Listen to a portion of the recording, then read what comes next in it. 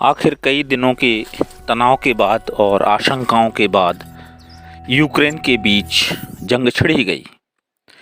पूरा विश्व जो है इस तरफ देख रहा है कि रूस ने यूक्रेन पर कल बम गिराए, बमबारी की और लगभग एक युद्ध की शुरुआत कर दी। इस युद्ध ने यूरोप में महायुद्ध व तीसरे विश्व के हालात पैदा कर दिए।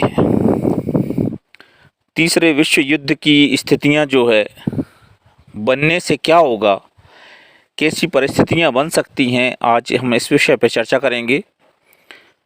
वैसे रूस ने जो अभी ऐलान किया था कि अमेरिका के नेतृत्व में नाटो भी मैदान संभाल सकता है, तो यूक्रेन ने जवाबी हमले शुरू कर दिए। ऐसे में यह जानना जरूरी है कि आखिर इस विवाद की जड़ क्या है। सोवियत संघ के ज़माने में कभी मित्र रहे ये प्रांत दो देश बनने के बाद एक दूसरे के शत्रु क्यों बन गए हैं और वहाँ के ताज़ा हालात क्या हैं, पूरा मामला क्या है, हम इस पे विचार करते हैं। यूक्रेन की सीमा पश्चिम में यूरोप और पूर्व में रूस से जुड़ी है। 1991 तक यूक्रेन पूर्ववर्ती सोवियत संघ का हिस्सा था। रूस और यूक्रेन के बीच तनाव नवंबर 2013 में तब शुरू हुआ जब यूक्रेन के तत्कालीन राष्ट्रपति विक्टर यानुकोविच का कीव में विरोध शुरू हुआ। कीव में विरोध हुआ जबकि उन्हें रूस का समर्थन था। यानुकोविच को अमेरिका ब्रिटेन समर्थित प्रदर्शनकारियों के विरोध के कारण फरवरी 2014 में देश छोड़कर भागना पड़ा। इससे खफा होकर रूस ने दक्षिणी यूक्रेन के क्रीमिया पर कब्जा कर लिया। इसके बाद वहां के अलगाववादियों को समर्थन दिया। इन अलगाववादियों ने पूर्वी यूक्रेन के बड़े हिस्से पर कब्जा कर लिया। 2014 के बाद रूस समर्थक अलगाववादियों और यूक्रेन की सेना के बीच डोनबास प्रांत में संघर्ष चल रहा था। इससे पहले जब 1991 में यूक्रेन सोवियत संघ से अलग हुआ था, तब भी कई बार क्रीमिया को लेकर दोनों देशों में टकराव हुआ। 2014 के बाद रूस व यूक्रेन में लगातार तनाव व टकराव को रोकने व शांति कायम कराने के लिए पश्चिमी देशों ने पहल की। फ्रांस और जर्मनी ने 2015 में बेलारूस की राजधानी मिन्स्क में दोनों के बीच शांति व संघर्ष विराम का समझौता कराया। हाल ही में यूक्रेन ने नाटो से करीबी व दोस्ती गांठना शुरू किया। यूक्रेन के नाटो से अच्छे रिश्ते हैं। 1949 में तत्कालीन सोवियत संघ से निपटने के लिए नाटो यानी उत्तर अटलांटिक संधि संगठन बनाया गया था। यूक्रेन की नाटो से करीबी रूस को नागवार गुजरने लगी। अमेरिका और ब्रिटेन समेत दुनिया के 30 देश नाटो के सदस्य हैं। यदि कोई देश किसी तीसरे देश पर हमला करता है तो नाटो के सभी सदस्य देश एकजुट होकर उसका मुकाबला करते हैं। रूस चाहता है कि नाटो अपना विस्तार न करे। राष्ट्रपति पुतिन इसी मांग को लेकर यूक्रेन व पश्चिमी देशों पर दबाव डाल रहे थे। आखिरकार रूस ने अमेरिका व अन्य देशों की पाबंदियों की परवाह किए बगैर गुरुवार को यूक्रेन पर हमला बोल दिया। अब यदि नाटो ने रूस पर जवाबी कार्रवाई की और यूरोप के अन्य देश इस जंग में कूद गए तो निस्संदेह जो है ये तृतीय विश्व युद्ध ही होगा और ये तृतीय विश्व युद्ध का ही एक हिसाब से आगाज है। यूरोपियन देश यूक्रेन में बड़ी बड़ी शानदार बिल्डिंग है, चमचमाती हुई सड़कें हैं, लंबी लग्जरी कार गाड़ियाँ, सड़कों पर साइकिल तो क्या दो पहिया वाहन भी दिखाई नहीं देते क्योंकि सबके पास महंगी लग्जरी गाड़ियाँ हैं। सबका जो स्टेटस है वो काफ़ी हाईफाई है। वहाँ अच्छे मेडिकल कॉलेज हैं, यूनिवर्सिटीज़ हैं। हमारे भारत के कई विद्यार्थी जो हैं इस समय यूक्रेन में पढ़ रहे हैं। बात करें हमारे मध्य प्रदेश की तो भोपाल सागर से भी कई बच्चे यूक्रेन में हैं। और इस तरह से जो है यूक्रेन एक संपन्न राष्ट्र है। अगर नहीं है तो सामरिक शक्ति, मजबूत सेना, अत्याधुनिक हथियार और वहां की जनता में राष्ट्रवादी भावना। यही कारण है कि मात्र 2 घंटे में रूस ने यूक्रेन को घुटनों पर लाकर खड़ा कर दिया। यूक्रेन के सैनिक भाग खड़े हुए हैं। यूक्रेन के राष्ट्रपति आम लोगों से युद्ध लड़ने की अपील कर रहे हैं। इसके लिए सारी पाबंदियां भी हटा दी गई हैं। यूक्रेन आम नागरिकों को युद्ध लड़ने की बात कर रहे हैं और हथियार लेकर के आप चलें, और आम लोग जो है आम लोगों के हाथ में हथियार पकड़ा रहे हैं। ये स्थितियां बनी हुई हैं। पर मजाल यूक्रेन का एक भी नागरिक युद्ध लड़ने को तैयार नहीं है। यूक्रेन कि नागरिकों में इजराइल के नागरिकों जैसा राष्ट्रवाद नहीं है, ये तो साफ स्पष्ट दिखता है। वह तो ऐशो आराम की ज़िंदगी जीने वाले लोग हैं। यूक्रेन के स्कूल, कॉलेज, यूनिवर्सिटी, बाजार, दुकान, ऑफिस फिलहाल सब बंद हैं और कारखाने, फैक्ट्री भी बंद हो गई हैं। रोजगार तो क्या, अपनी जान बचाने की जो है लगभग सभी को पड़ी हुई है। अंडरग्राउंड मेट्रो स्टेशनों में भी शरण ले रहे हैं लोग। यानी सब कुछ होते हुए भी यूक्रेन आज ज़िंदगी की भीख मांग रहा है। ये वीडियो भारत के उन लोगों को समर्पित है जो राष्ट्रवाद के प्रति जो है अपनी निष्ठा व्यक्त नहीं करते हैं। ऐसी परिस्थितियों में राष्ट्र का एक एक नागरिक जो है अगर खड़ा हो जाए, यूक्रेन की भी मैं बात कर रहा हूँ कि यदि यूक्रेन का भी एक नागरिक खड़ा हो जाए, एक आम आदमी अपना हथियार लेके, जो भी उसके पास हथियार है, और अगर वो रूस की सेना के विरुद्ध खड़ा हो जाए, तो ये जज्बा भी जो है कम नहीं होगा और मैं समझता हूँ कि एक लंबी देर तक जंग छिड़ सकती है। तो ये बात कर रहा हूँ, चूँकि वो बात अलग है कि परिणाम तो निश्चित है, पराजय है यूक्रेन की। पर दूसरे हालातों में यदि देखा जाए तो नाटो सदस्यों में यदि जिनका सबका जो बॉस है अमेरिका, यदि यूएसए इसमें दखल देता है तो निस्संदेह ये फिर विश्व युद्ध ही होगा। और तृतीय विश्व युद्ध का मतलब आप जानते हैं कि चौथा विश्व युद्ध कभी नहीं होगा। अगर तृतीय विश्व युद्ध हुआ तो इस दुनिया में मानव जाति तो अलग बात है, प्राणी मात्र जो है समाप्त हो जाएगा। जिनमें जीव है वो जीव जो हैं वो इस धरती से खत्म हो जाएंगे, ये निश्चित है। क्योंकि अभी वर्तमान में अगर हम बात करें तो चाहे अमेरिका की बात करें, चाहे रूस की बात करें, या हम भारत देश की बात करें, या चाइना की बात करें, फ्रांस की बात करें, तो ऐसे विश्व में अभी परमाणु हथियारों से लैस देश हो गए हैं कि एक एक दो दो परमाणु हथियार भी यदि इन लोगों ने उपयोग में ले लिए तो इस धरती का नामो निशान जो है ख़त्म हो जाएगा और इस धरती से जीवन नष्ट हो जाएगा पूरी तरह। ये बात अलग थी कि जो द्वितीय विश्व युद्ध में हम आज देखते हैं कि वहाँ हिरोशिमा, नागासाकी जैसे क्षेत्रों में जो है पंगु पैदा हो रही है, जनरेशन जो है, पीढ़ी जो है विकलांग पैदा हो रही है। पर इधर तो ये विकल्प भी नहीं होगा। अब यहाँ तो ये होगा कि एक नई दुनिया जो है प्रारंभ होगी, एक नया युग प्रारंभ होगा और ये संपूर्ण की जो है क्षति होने वाली है। तो ऐसी स्थिति में ये तो बात कर रहे हैं अपन अभी इस परिणाम की जो संभावित हो सकता है, पर वास्तव में क्या यह युद्ध जरूरी था? सोवियत रूस जब एक संघ के रूप में था उस समय यूक्रेन उसका एक हिस्सा था, यानी यूं कहें कि वो एक रूस ही था। तो ये कोई बड़ी बात नहीं होगी, अतिशयोक्ति नहीं होगी। पर आज ऐसा क्यों है कि वो अलग हो गया? ये तमाम बातें जो हैं ये वर्चस्व की ये राजनीति है। उन दिनों जब रूस का विघटन नहीं हुआ था उस समय लगभग 20 से 25 वर्ष तक लगातार शीत युद्ध चला। इस कोल्ड वार में भी पूरा जो विश्व है तहस नहस रहा और अंत में जब रूस का विघटन हुआ तब जाके ये कोल्ड वार एक पक्षीय स्थिति में समाप्त हुआ। और उस समय ये कयास लगाया जा रहा था कि शायद विश्व युद्ध हो सकता है, पर ये हट गया। अब वर्तमान में पुतिन जैसे प्रतिभाशाली जो राष्ट्रपति हैं उन्होंने जो है एक स्थिति में ला खड़ा किया है, रूस को एक शक्तिशाली राष्ट्र के रूप में अभी फिलहाल स्थापित कर दिया है। अब ऐसी स्थिति में रूस ये चाह रहे हैं कि हमारा जो पुराना दबदबा था, पुराना रुतबा था, वो लौटे आए। या यूं कहें कि जो इस समय अमेरिका की जो मोनोपोली है, अमेरिका की जो वर्चस्व वाली शक्ति है, अमेरिका का जो जलजला है पूरे विश्व में एक नंबर 1 की जो उसमें सामर्थ्य है, तो उसके लिए ये चैलेंज देना चाहते हैं।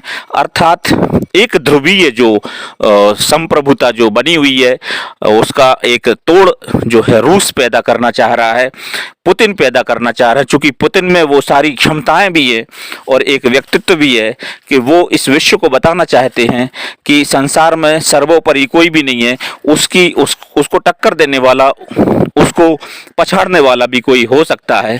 तो रूस का ये प्रयास जो है वो इस मायने में देखा जा सकता है। दूसरी तरफ हम अगर बात करें तो नाटो का तो विकास हो ही रहा है, क्योंकि एक समय ऐसा था कि जब उसमें 5 थे, अब इसमें G7 भी है, तो G7 भी लगभग समझ लो नाटो ही है एक हिसाब से, क्योंकि जो सदस्य G7 में हैं वही मेंबर्स जो हैं वो नाटो में हैं।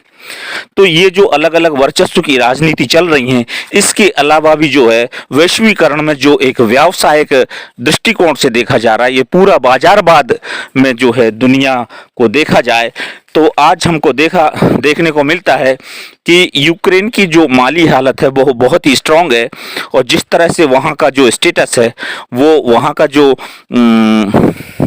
आर्थिक संबलता है वो दुनिया के अच्छे अच्छे राष्ट्रों में भी नहीं है, बड़े बड़े भारत भी कहीं नहीं लगता है। ऐसी स्थिति में ये एक बड़ा बाजार हो सकता है और हथियारों की एक बड़ी खेप जो है वहाँ अमेरिका सप्लाई कर सकता है।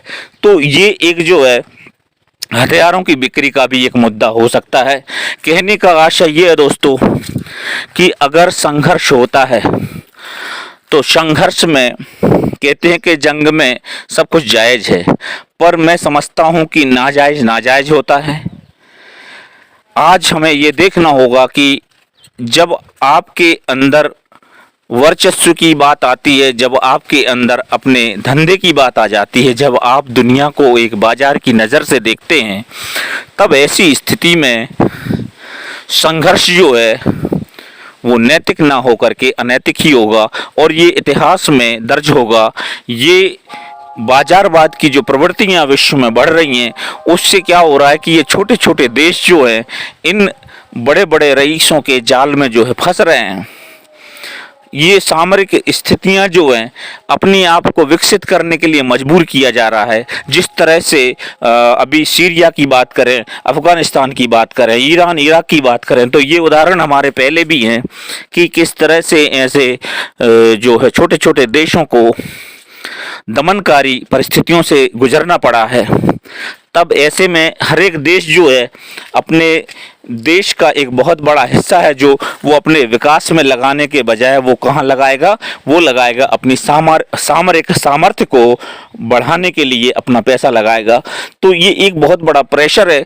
तो मेरे दृष्टिकोण से, ये मेरा व्यक्तिगत दृष्टिकोण है कि ये बाजारवाद से अधिक कुछ है नहीं, और मुझे नहीं लगता कि ये तृतीय विश्व युद्ध की स्थितियां बनेंगी। बहरहाल हम भारत की बात करें या चाइना की बात करें तो चाइना भी इस मामले में जो है न्यूट्रल रहेगा, और हम भारत की बात करें तो भारत का झुकाव चूंकि रूस की तरफ है, तो रूस का तो समर्थन आंतरिक रूप से होगा ही, और ज़रूरत पड़ेगी यदि जंग छिड़ गई तो निस्संदेह जो है हम रूस की तरफ से जो है लड़ाई लड़ेंगे, और इसका अंजाम जो भी होगा हम देखेंगे और उससे गुजरेंगे। बहरहाल ये आज का विश्लेषण मेरा यही था, और मैं इस दुनिया के लिए ये इस वीडियो के माध्यम से मैसेज देना चाहता हूँ कि जंग से कभी जो है विश्व शांति नहीं हुई है। ये जो विश्व शांति की तो थोथी कल्पना करते हैं ये जो बड़े बड़े राष्ट्र हैं, चाहे संयुक्त राष्ट्र की बात करें, चाहे हम दुनिया के जो विकसित राष्ट्रों की बात करें, ये विश्व शांति कतई नहीं है। ये अपने आप को जो है ठेकेदार बताना चाहते हैं, और ये ठेकेदारी हाथ में लेके रखी है इनने, और ये जो है छोटे छोटे देशों को, राष्ट्रों को दबा रहे हैं। तो ये गलत है। जीवन जो है इस तरह से जीवन का खेल खेलने वाले जो देश हैं ये प्राचीन काल से भी चले आ रहे हैं, और आज भी ये जो हैं कम नहीं है। तो ऐसी स्थिति में समझना होगा, हमें जनता को भी समझना होगा, और ये छोटे छोटे राष्ट्रों के अध्यक्षों को भी समझना होगा कि आप जो है अपना जो राजस्व है, अपना जो धन है देश का, वो आप सामरिक परिस्थितियों में ना खर्च करें, और ना ही आप जो है बहकावे में आए किसी के। आप जो है तटस्थता की नीति अपनाएं।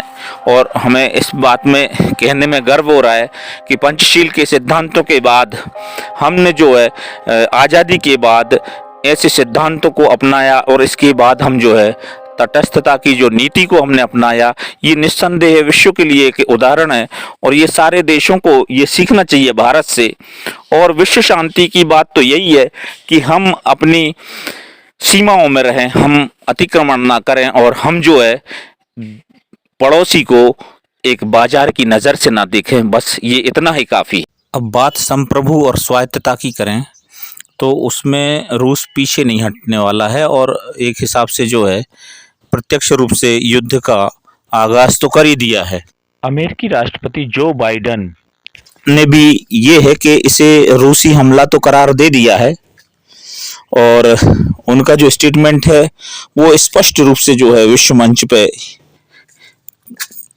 साफ साफ कह दिया गया है कि ये जो है रूसी हमला तो हो चुका है। अब तो ये स्थितियां तो निर्मित हो चुकी हैं। अब यदि रूस जो है अपना ये रवैया नहीं बदलता है तो ऐसी स्थिति में ये निश्चित है कि नाटो देश का प्रतिनिधित्व करने वाले यूएसए जो है, अमेरिका जो है, वो पीछे हटने वाला वो भी नहीं है और ये निश्चित तौर पे फिर कहा जा सकता है कि ये तृतीय विश्व युद्ध का जो है प्रारंभ ही है। और इसमें अब तक क्या स्थितियां और बनती हैं, हालांकि पूरे विश्व में एक उथल पुथल जो है वो मच गई है और किस हद तक इस और यहाँ पे अमेरिका जो है वो यूक्रेन के लिए सारी मदद करेगा क्योंकि उसमें नाटो जो ग्रुप है उनके सदस्यों को भी जो है इस बात का आश्वासन मिलता रहेगा कि अमेरिका हमारे साथ है और हमारे कभी भी जो ऐसे स्थितियां यदि बनती हैं, हमारे विरुद्ध यदि कोई जंग जारी होती है तो उसमें अमेरिका जो है तत्पर रहेगा। ये एक संदेश देना जो है अमेरिका की भी मजबूरी हो जाती है। तो इस हिसाब से भी जो है ये तृतीय विश्व युद्ध की स्थितियां निर्मित हो जाती हैं ऐसे। अब अमेरिका ने भी जो है जो रूस की जो बेलारूस में जो सेनाएं पहुंच चुकी हैं तो उसके विरोध में अब अमेरिका की सेनाओं का जो बेड़ा है वो उस तरफ खदेड़ा जा चुका है। अब क्या स्थितियां बनती हैं ये आगे देखना पड़ेगा। अब एस्टोनिया हो गया, लाटोनिया और लिथुआनिया जैसे कंट्रीज में भी ये अमेरिका मदद पहुंचाएगा। तो इस हिसाब से अब रूस को घेरने का भी जो है प्लान अमेरिका की तरफ से जो है शुरू हो गया है। अब अमेरिका का तो स्पष्ट कहना है, बार बार जो बाइडेन यही कह रहे हैं कि ये जो रूस ने कदम उठाया है उसके अगेंस्ट मेरा युद्ध का कदम नहीं है, बल्कि ये मैं सुरक्षा की दृष्टि से और मैं शांति बहाल की दृष्टि से ये कदम उठा रहा हूँ और ये जंग के लिए जो है आपस में स्थितियां आमने सामने होती जा रही हैं। हालांकि जो बाइडेन ने साफ तौर पर यह भी कहा है कि हम चाहते हैं कि शांति वार्ता से सब कुछ हो और हम रूस से बिल्कुल भी युद्ध नहीं चाहते और ये बिल्कुल हमने निश्चित कर रखा है कि हम रूस से युद्ध बिल्कुल नहीं चाहते, रूस से हम युद्ध नहीं करेंगे, ये आश्वासन दे रहे हैं जो बाइडेन। अब यूरोप कंट्रीज के जो बड़े बड़े धनाढ्य देश हैं उनने सबने जो है रूस पर जो है कई प्रतिबंध लगा दिए हैं, उसके बाद भी पुतिन थमने का नाम नहीं ले रहे हैं और वो अपनी शैली से आगे बढ़ते जा रहे हैं और यूं कहें कि प्रत्यक्ष रूप से जो है वो आगे बढ़ रहे हैं और उनका जो संदेश है वो एक हिसाब से युद्ध का ही इशारा कर रहा है। अब देखते हैं कि परिस्थितियां क्या निर्मित होती हैं। अब यूक्रेन से तो क्राइमिया जो है स्वतंत्र रूप से तो इनने पैदा कर ही दिया है, जो रूस ने इसको तोड़ ही दिया है, यूक्रेन को दो हिस्सों में विभाजित कर दिया है। तो ये स्वायत्तता की भी जो है शर्त इसमें शामिल रखी गई है। अब यूक्रेन जो है इन शर्तों को मानने को तैयार नहीं है। अब इस तरह से यूक्रेन की बात करें तो यूक्रेन में तो आपातकाल की स्थिति बन चुकी है और वहाँ के राष्ट्रपति ने इसको ऐलान भी कर दिया है। तो ये स्थितियां अब जो है भयावह हो गई हैं और सबसे बड़ी बात यह है कि जब युद्ध होता है तो इसमें वो जनता, वो मासूम लोग मारे जाते हैं जिनका इससे कोई लेना देना नहीं है। वो तो केवल अपने देश में जी रहे हैं, वो अपने देश में जो है अपना जीवन यापन व्यतीत कर रहे हैं और उन्हें ऐसी आपदाओं से, थोपी गई आपदाओं से जब सामना करना पड़ता है तो उनकी ज़िंदगी जो है बदहाल होती जाती है, बदतर होती जाती है। तो ये एक बड़ा मुद्दा इस समय जो है विश्व में सोचने का है और इस युद्ध में जो सबसे ज़्यादा नुकसान होता है वो अभी फ़िलहाल हम यही कहेंगे कि जो मध्यम वर्गीय और जो मज़दूर वर्ग के लोग हैं, उनके लिए ये टूटने का समय है और मिटने और बिखर जाने का समय है। तो बात हम चाहे यूक्रेन की करें या फिर अन्य परिस्थितियों की, पर ये भयावह स्थितियां हैं, ये हमें देखना होगा। और ये जो वहाँ पे ये अब एक बहुत बड़ा जो टीला है उसमें कुछ सीढ़ियाँ काटी गई हैं और इन कटी हुई सीढ़ियों के माध्यम से ही और उसमें जो छोटे-छोटे गड्ढे बनाए गए हैं और इसमें लगभग ये 7 वर्ष जो है यूक्रेन ने खर्च किए हैं, वो इसीलिए करे हैं कि इसी की वजह से जो है रूस से अब तक यूक्रेन बचा हुआ है। तो स्थितियाँ साफ़ हैं। वैसे तो रूस यही चाहता है कि यूक्रेन जो है रूस में शामिल हो जाना चाहिए और यही एक जो है जंग का एक सबब बना हुआ है। तो ये भी एक बड़ा मुद्दा है। और अभी जो शांति का प्रस्ताव जो है रूस चाहता तो उसको स्वीकार कर सकता था, क्योंकि ये जो नाटो कंट्रीज़ हैं ये यूक्रेन को नाटो ग्रुप में शामिल करना चाह रहे हैं, जबकि जो रूस है, रूस इसे नाटो ग्रुप में शामिल होने की अनुमति नहीं देना चाह रहा, या यूं कहें कि नाटो में शामिल होने देने से रूस को जो है इसमें एक नकारात्मक पक्ष देख रहे हैं कि ये यदि यूक्रेन जो है यदि नाटो में शामिल होता है तो इससे रूस की जो है स्वायत्तता पर जो है प्रश्न चिन्ह लगता है। तो ऐसा इनका मानना है।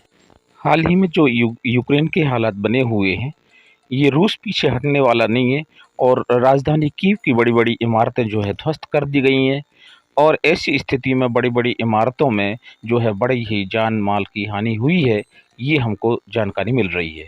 अब वैसे तो अमेरिका ने भी अपनी सारी सेनाएं जो है वहाँ पे तैनात कर दी हैं और स्थिति तो ये है कि शुरुआत तो जंग की हो ही गई है।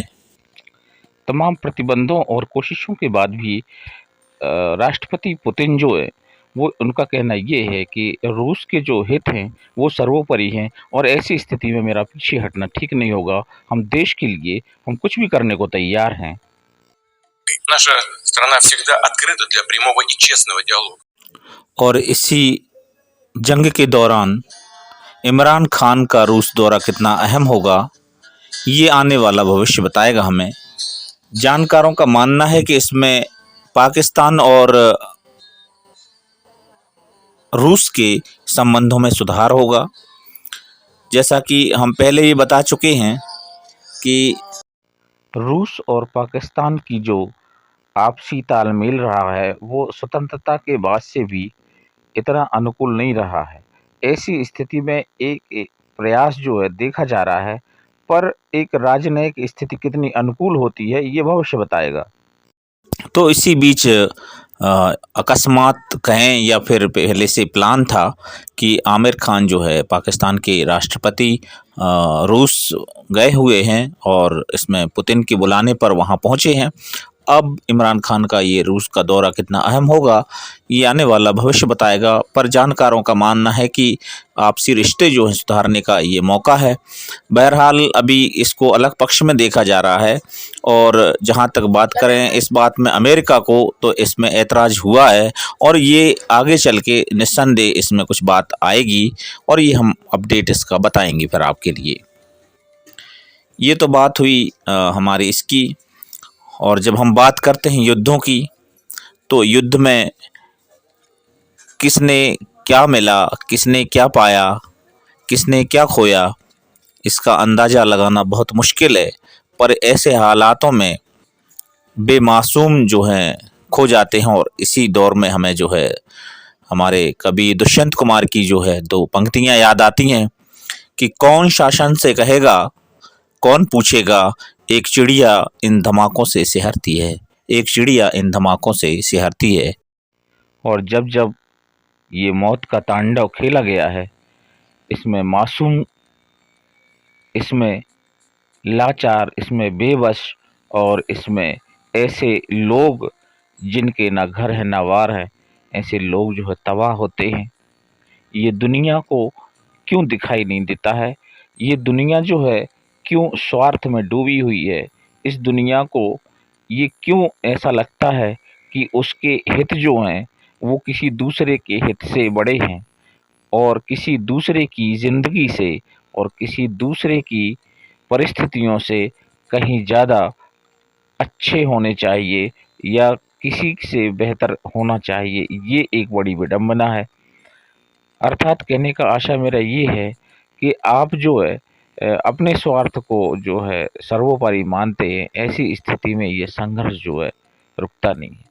अब रूस ने जो है लगातार 2 दिन से आउटसाइड में बमबारी की और अब ये जो है कीव शहर में बमबारी हो रही है और यूक्रेन जो है लगभग तबाही की स्थिति में है और यहाँ जो है गुंजाइश बहुत कम दिख रही है कि जहाँ-जहाँ रूस के यहाँ पे बम गिरे हुए हैं, यहाँ सब ध्वस्त बिल्कुल दिखाई पड़ रहा है और कहीं भी जो है हमें ये नहीं दिख रहा है कि यहाँ जीवन सुरक्षित रहा होगा। और ये रेस्क्यू अभी शहर में, हर शहर में यूक्रेन की जो व्यवस्था है वो देख रही है, यूक्रेन का जो प्रशासन है देख रहा है और कहते हैं कि वहाँ के जो राष्ट्रपति हैं यूक्रेन के, तो यूक्रेन के जो राष्ट्रपति हैं वो अभी बंकर में सुरक्षित किसी स्थानों में अपने आप को रख लिया है और अपने जीवन के लिए बचाने का जो है वो भी भरसक प्रयास कर रहे हैं और वहीं से देश की व्यवस्था का संचालन कर रहे हैं। ये भयावह है। कैसे जीवन बचेगा? ये आपका जो राजनयिक परिस्थितियां हैं, ये आपकी जो वैश्विक परिस्थितियां हैं, इन परिस्थितियों में उन मासूमों का और उन देश के तमाम नागरिकों का क्या दोष है, हमें ये विचार करना होगा। और युद्ध करने से पहले, बम उठाने से पहले, बंदूक चलाने से पहले और ये मौत का तांडव खेलने से पहले विश्व के सभी देशों को, विश्व के सभी शक्तिशाली राष्ट्रों को ये विचार करना होगा कि जीवन इतना सस्ता नहीं है, जीवन इतना व्यर्थ नहीं है कि उसे ऐसे झंझावातों में डाला जाए और उसे मौत के कुएं में ढकेल दिया जाए। तो मैं अभी भी यही कहूँगा और माननीय मोदी जी से भी मेरा ये निवेदन होगा कि आप जो है रूसी राष्ट्रपति व्लादिमीर पुतिन से कहें कि ये जंग जो है रोकी जानी चाहिए। इस जंग का दूसरा जो पक्ष है वो स्पष्ट है कि आप बातचीत के माध्यम से ये आप सुलझा सकते हैं। और यहाँ बात करें जो बाइडेन की, तो जो बाइडेन अब ऐसी स्थिति में जो है ठंडे पड़ गए हैं और चूँकि युद्ध करने की जो उनकी मंशा नहीं है, तब भी ये स्थितियां बनी हुई हैं और नाटो जो देश हैं वो आपस में भी टकराव की स्थिति अब बन सकती है। तो ये क्या दुनिया में चल रहा है और किस तरह से इस जंग के आने वाले समय में अर्थ निकलेंगे, कहना बड़ा मुश्किल है। पर ये तय है कि तबाही का मंजर जो है वो कभी कम नहीं होने वाला है। अभी ये जीवन यहाँ पे जहाँ परेशान है, वही आगे चल के अब जो है बेकारी, भुखमरी और गरीबी फिर से बढ़ जानी है और महंगाई से जो है देश के लोग जो है पीड़ित होंगे। और यूँ कहें कि इस रूस और यूक्रेन की जंग में पूरा विश्व जो है महंगाई का दंश झेल सकता है, जहाँ तेल और पेट्रोल आदि की जो कीमतें हैं वो फिर से आसमान छू लेंगी और ऐसी जगह पे फिर किसी भी राष्ट्र के अध्यक्ष जो है वो हाथ पे हाथ धरे रहेंगे और महंगाई को जो है जनता पर थोप देंगे। ऐसी स्थिति में जो है जनता का भविष्य तो गर्त में होगा ही और आने वाले समय में जो देश का विकास है वो बहुत रुक जाता है और देश का विकास रुकने के साथ साथ देश पंगु हो जाता है।